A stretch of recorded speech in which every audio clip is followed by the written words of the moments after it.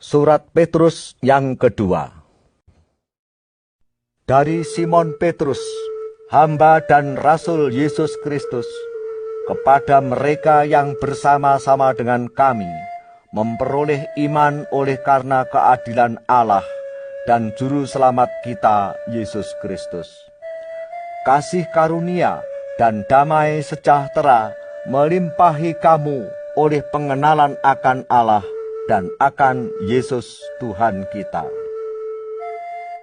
Karena kuasa ilahinya telah menganugerahkan kepada kita segala sesuatu yang berguna untuk hidup yang saleh, oleh pengenalan kita akan Dia, yang telah memanggil kita oleh kuasa-Nya yang mulia dan ajaib.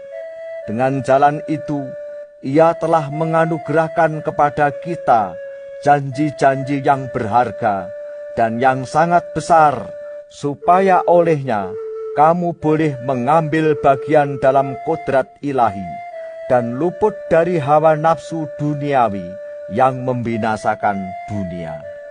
Justru karena itu, kamu harus dengan sungguh-sungguh berusaha untuk menambahkan kepada imanmu kebajikan, dan kepada kebajikan pengetahuan, dan kepada pengetahuan penguasaan diri, kepada penguasaan diri ketekunan, dan kepada ketekunan kesalehan, dan kepada kesalehan kasih akan saudara-saudara, dan kepada kasih akan saudara-saudara kasih akan semua orang. Sebab apabila semuanya itu ada padamu dengan berlimpah-limpah, kamu akan dibuatnya menjadi giat dan berhasil dalam pengenalanmu akan Yesus Kristus Tuhan kita. Tetapi barang siapa tidak memiliki semuanya itu, ia menjadi buta dan picik, karena ia lupa bahwa dosa-dosanya yang dahulu telah dihapuskan. Karena itu, saudara-saudaraku, berusahalah sungguh-sungguh supaya panggilan dan pilihanmu makin teguh. Sebab jikalau kamu melakukannya, kamu tidak akan pernah tersandung. Dengan demikian, kepada kamu akan dikaruniakan hak penuh untuk memasuki kerajaan kekal, yaitu kerajaan Tuhan dan Juru Selamat kita, Yesus Kristus. Karena itu, aku senantiasa bermaksud mengingatkan kamu akan semuanya itu, sekalipun kamu telah mengetahuinya dan telah teguh dalam kebenaran yang telah kamu terima. Aku menganggap sebagai kewajibanku untuk tetap mengingatkan kamu akan semuanya itu, selama aku belum menanggalkan kemah tubuhku ini. Sebab aku tahu bahwa aku akan segera menanggalkan kemah tubuhku ini, sebagaimana yang telah diberitahukan kepadaku oleh Yesus Kristus Tuhan kita. Tetapi aku akan berusaha supaya juga sesudah kepergianku itu, kamu selalu mengingat semuanya itu. Sebab kami tidak mengikuti dongeng-dongeng isapan jempol manusia, ketika kami memberitahukan kepadamu kuasa dan kedatangan Tuhan kita Yesus Kristus sebagai Raja, tetapi kami adalah saksi mata dari kebesaran-Nya. Kami menyaksikan bagaimana Ia menerima kehormatan dan kemuliaan dari Allah Bapa ketika datang kepadanya suara dari Yang Maha Mulia yang mengatakan, "Inilah anak yang kukasihi, kepadanyalah aku berkenan." Suara itu kami dengar datang dari surga, ketika kami bersama-sama dengan Dia di atas gunung yang kudus. Dengan demikian, kami makin diteguhkan oleh firman yang telah disampaikan oleh para nabi.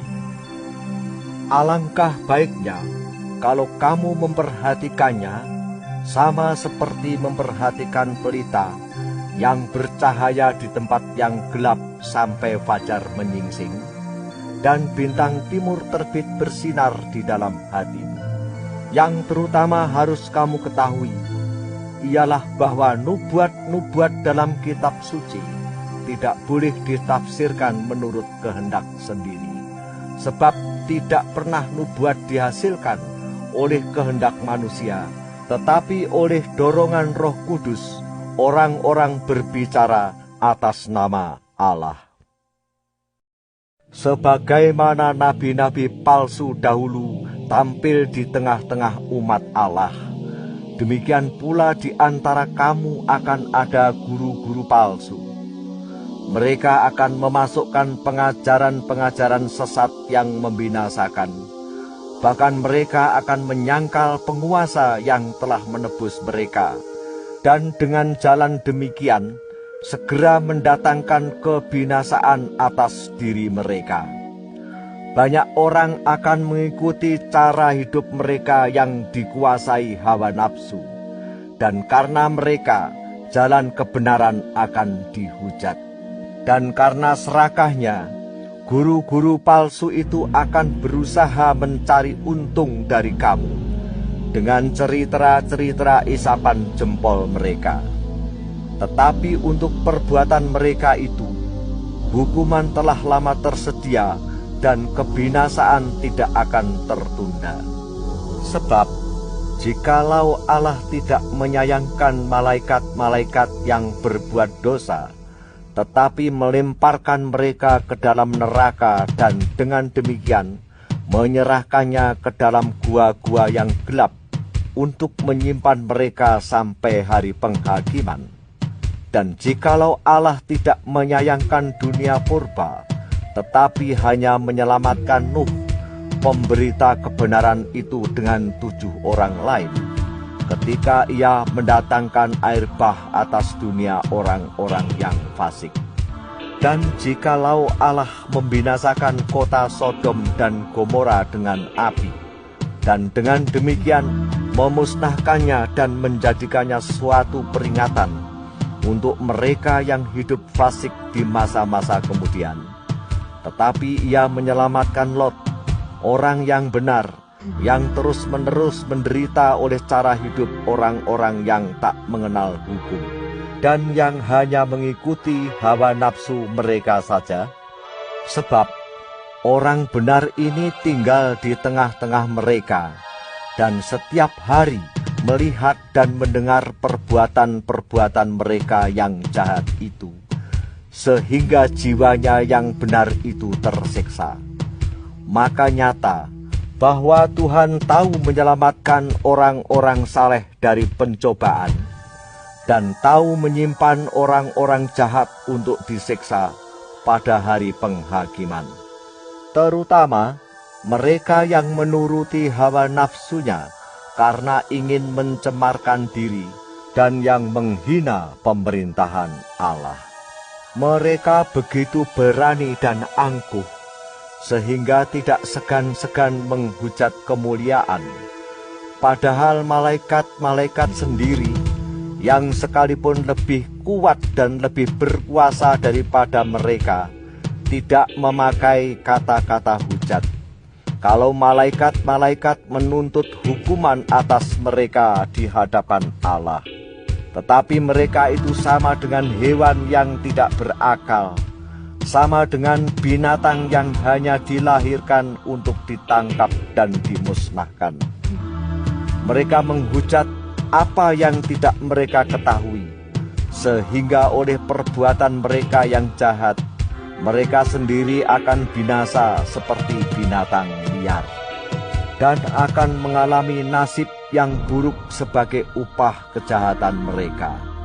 Berfoya-foya pada siang hari, mereka anggap kenikmatan. Mereka adalah kotoran dan noda yang mabuk dalam hawa nafsu mereka, kalau mereka duduk makan minum bersama-sama dengan kamu. Mata mereka penuh nafsu zina, dan mereka tidak pernah jemu berbuat dosa. Mereka memikat orang-orang yang lemah. Hati mereka telah terlatih dalam keserakahan. Mereka adalah orang-orang yang terkutuk. Oleh karena mereka telah meninggalkan jalan yang benar, maka tersesatlah mereka, lalu mengikuti jalan Bileam anak Beor, yang suka menerima upah untuk perbuatan-perbuatan yang jahat. Tetapi Bileam beroleh peringatan keras untuk kejahatannya, sebab keledai beban yang bisu berbicara dengan suara manusia dan mencegah kebebanan nabi itu. Guru-guru palsu itu adalah seperti mata air yang kering, seperti kabut yang dihalaukan taufan. Bagi mereka telah tersedia tempat dalam kegelapan yang paling dahsyat. Sebab mereka mengucapkan kata-kata yang congkak dan hampa, dan mempergunakan hawa nafsu cabul untuk memikat orang-orang yang baru saja melepaskan diri dari mereka yang hidup dalam kesesatan. Mereka menjanjikan kemerdekaan kepada orang lain, padahal mereka sendiri adalah hamba-hamba kebinasaan. Karena siapa yang dikalahkan orang, ia adalah hamba orang itu. Sebab jika mereka, oleh pengenalan mereka akan Tuhan dan Juru Selamat kita Yesus Kristus, telah melepaskan diri dari kecemaran-kecemaran dunia, tetapi terlibat lagi di dalamnya, maka akhirnya keadaan mereka lebih buruk daripada yang semula. Karena itu, bagi mereka adalah lebih baik jika mereka tidak pernah mengenal jalan kebenaran, daripada mengenalnya, tetapi kemudian berbalik dari perintah kudus yang disampaikan kepada mereka. Bagi mereka, cocok apa yang dikatakan peribahasa yang benar ini. Anjing kembali lagi ke muntahnya, dan babi yang mandi kembali lagi ke kubangannya. Saudara-saudara yang kekasih, ini sudah surat yang kedua yang kutulis kepadamu.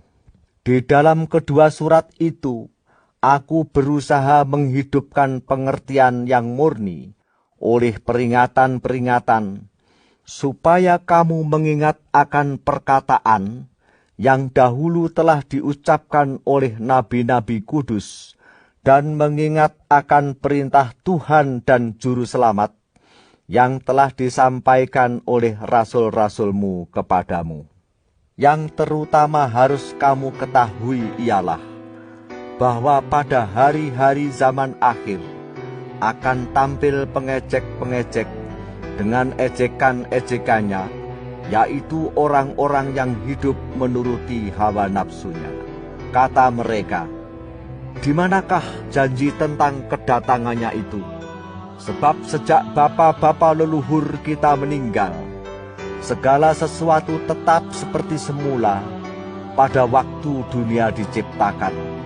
Mereka sengaja tidak mau tahu bahwa oleh firman Allah, langit telah ada sejak dahulu, dan juga bumi yang berasal dari air dan oleh air, dan bahwa oleh air itu, bumi yang dahulu telah binasa, dimusnahkan oleh air bah. Tetapi oleh firman itu juga, langit dan bumi yang sekarang terpelihara dari api, dan disimpan untuk hari penghakiman dan kebinasaan orang-orang fasik.